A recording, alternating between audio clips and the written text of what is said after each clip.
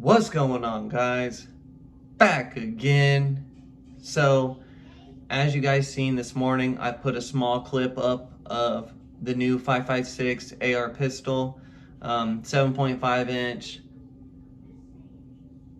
I wanted to do a video so you guys can get a little more in depth and actually get to check it out and see it. So, without further ado, let's jump right into it, guys. First things first, we're gonna do a safety check. Make sure our firearm has no bullets in it. As you can see, there's nothing in the barrel itself. And obviously it locked back, so there's nothing in the mag.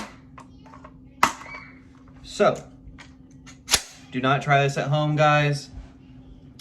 Make sure you know what you're doing if you are messing with firearms at home. Make sure they're always unloaded as well. Anyways, let's get right into it, guys. So, this is our Anderson stripped lower. We built it last night. Well, it was an Anderson stripped lower that we built last night. It went pretty smooth for being my first stripped lower, doing it completely by myself. The one I did 2 weeks ago, I had my buddy with me. He's done a couple, so he knew exactly what he was doing. And we had all the right tools. The hollow punch sets that we had last time were amazing. They worked perfect. I tried to pick up a set of hollow punch sets and they were trash. I went to Harbor Freight and the ones that I bought were straight ass. They sucked. So when I used the hollow punch set trying to stick to get this bolt release set, my pin got stuck in the hollow pin set. Anyways, my pin got stuck in here. No, my pin got stuck in the hollow punch set and I could not get it out. And then I bought an oops kit in case you break any of your stuff. And of course, it did not come with any other roll pins, guys. And at the time, I did not realize, because I had two AR kits, and I did not realize that on this one, you do not use any roll pins. So I had two extra roll pins that I didn't even know about that I had that I could have used that I didn't even realize that I wasn't going to use on there, because you don't need a roll pin for down here because it's one piece. And the roll pin that you use for this bolt release, they give you a Allen bolt, and it's actually really nice. This thing is so nice, but we'll get into that here in a minute.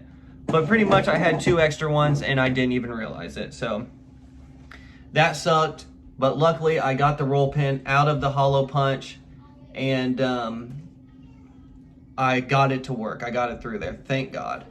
So we got that in, and then I had a little bit of trouble getting this one in, not much at all. So then we'll move to the trigger. I got the trigger in easy, but it was the hammer that gave me a little bit of problems on this one. It took me about 5 minutes to get the hammer in. I finally got the hammer in. It was going great. And then from there on out, everything went smooth. It was a great build. I had a lot of fun doing it. So at that point, I'm feeling pretty confident. I'm feeling good. I'm like, dang, I just did this. Hell yeah, let's move to the Wilson Combat. Screw it. So I start on the Wilson Combat. And I'm just gonna break this down for you guys and show you. So I decide, I'm like, well, I don't gotta put the trigger guard on. There isn't one. And then I realized, because they sent this little bag and it had a bolt in it and it had this little rubber piece there, and I had no idea where that rubber piece went till I looked up a video. And then I realized that that little bolt is for right there. So that was nice. That eliminated both roll pins that I had to push in. So I was like, thank God. So I get that in there. I get my mag release set, and then I start on my trigger. I get the trigger in, goes perfect. Slid right in, great. I start on the hammer. I shit you not, this hammer took me 2 hours, guys, to get in. I'm sitting there, I tried to, so once you get the pin started and you get halfway through the actual hammer, the hole that you're supposed to line up, there's this little pin in there that gets in your way that's going across, like here's the circle, there's a pin right at the top, and you gotta like press that pin up with the slave pin and then press them through at the same time. As your slave pin's coming out, you gotta get this bolt through, like you gotta do it quick or it's gonna drop down in your way. Well, it took me 2 fucking hours to get it through. Finally, I get it through, and I move on and get everything else done. But I will say one good thing about these billet lowers, I don't know if all of them are like this, but a Wilson Combat I know for sure is. So when you're putting your detent and your spring in on the back, when you're doing your buffer tube for your takedown pin right here, usually it goes through, you put your detent in and then your spring, and then you start your buffer tube. And a good thing about this is you don't have to do that on these. So where you put your detent and your buffer spring, as you can see, there's the line right there, and it's on the bottom like that. So you put a detent right here on the bottom. There's two holes where you do one for your safety. You drop a detent and a spring right there for your safety, and then right next to it there's another one for the takedown pin. And I think the reason they did that is so you don't have to worry about snapping your spring on the back here, because I've done that before. When we were building my first one, I was twisting it and I snapped the spring because this plate, I spun it around the last time, and as I went past it, it bent it in and snapped it. Oh, I was so pissed. So we had to figure a way to make that work. But one thing I have noticed on this, guys, I don't know if I used the wrong spring. I don't think so, but I don't understand why this, look how wiggly that is. None of my other ones are like that. So I need to take this handle off and see why it's so wiggly. See if I put the wrong spring in there. I think I did, because obviously that spring's not putting enough pressure on the detent to hold it right in place how it's supposed to. I think that's what's wrong. So I'm gonna have to check that out and make sure everything's good, and see if I can put a different spring in there, or just figure out why it's doing that, because I have no idea why it's so loose. Shouldn't be like that. But this one, honestly, if it wasn't for the junk ass AR parts kit that I was using, I mean, I guess it wasn't junk, it was a Anderson AR parts kit. But now that I've come to realize there's two different AR Anderson parts kits that come in the box.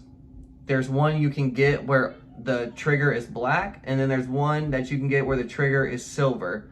And the one where the trigger is silver, they're more expensive. It's like $70 for that one. This one's $50. So I think next time I'm going to spend the extra $20, because I don't remember having so much trouble on the hammer on the very first one we built. Luckily, it'll probably be a while until I build another one, but God, it was such a pain in the ass, guys. I was so mad. Like, boy, was I pissed. But we got it done. So give you a quick look, let you guys see it. This is what she looks like with the Anderson lower on it. And I was just showing my buddy what it looked like with the Anderson lower on it before I started this video. I'm keeping the Wilson Combat with this 5.56 for now until the 7.62 comes in, because I think I'm gonna try to get my Wilson Combat switched to the side charging one, because the side charging one, I think, is I don't know what they call it, but it's like fatter. So I think it would look really good on this bigger lower, how this lower is like chunkier in the front and chunkier on the sides. It's not you know, skinny like those Anderson ones. But let's go ahead and let you guys see what this one looks like.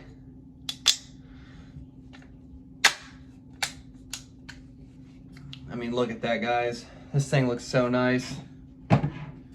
1 second.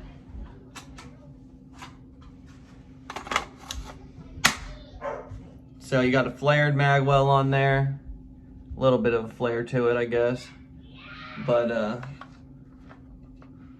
I just love that little eagle or whatever it is, WC on there. It looks so cool. And I like how they got something on both sides too. It just looks nice. And you got the fire and safety on both sides. I think I'm gonna get one of these ambidextrous fire selectors. They're like $25 at the local gun store. I think that would be really cool to have one of those. So I think we might end up getting one. But yeah, guys, here it is. I haven't oiled it up or anything like that. I just got it today. And another thing I have noticed that I really like about these uppers is how they don't put the grooves right there for the Picatinny rails. They leave it flat right there so you can get a good grip when you're shooting, you know, so you don't got to worry about hurting your hands on these. Because I tell you what, when I bought my 4.7, I thought the quad rails would be cool, but now I've come to find out when I'm holding it like this or just holding it in general, these quad rails do not feel good at all. Honestly, I think I'm going to sell this furniture right here and just get a standard M-lock rail like this. I think it would be a lot nicer. And I think it might even look better, honestly. And with this one, yeah, I could put like a shroud compressor or barrel, whatever they're called, shroud something to where it goes into the guardrail. And I think it would look really nice with this. So I think that's what we're gonna do with this one. This 5.56 though, I tell you what, I freaking love it. I love this lower, it looks so nasty. So much nicer than the Anderson ones. It just looks good. But let me know what you guys think. You like this Wilson Combat better with the, you know, bulkiness to it? Or do you like the Anderson ones that are like flush like this? Me personally, I don't know. I think I'm leaning towards the I think I'm really leaning towards the Wilson Combat. I just like this. And I think once I get the 7.62 with the side charging that's a little chunkier up top and it, you know, sits flush with this bulkiness, I think it's gonna look really nice. So I'm really looking forward to that. Super pumped on this build in general. I love it. It looks amazing. And yeah, guys, I hope you guys like it. I can't wait for the 7.62 to come in. You know, they always say 2 is better than 1, so we got 2 for now. And you know what? 3 is better than 2. Here soon we'll have 3. Thank you guys so much. Don't forget to leave me a like, comment, subscribe. And until next time, peace.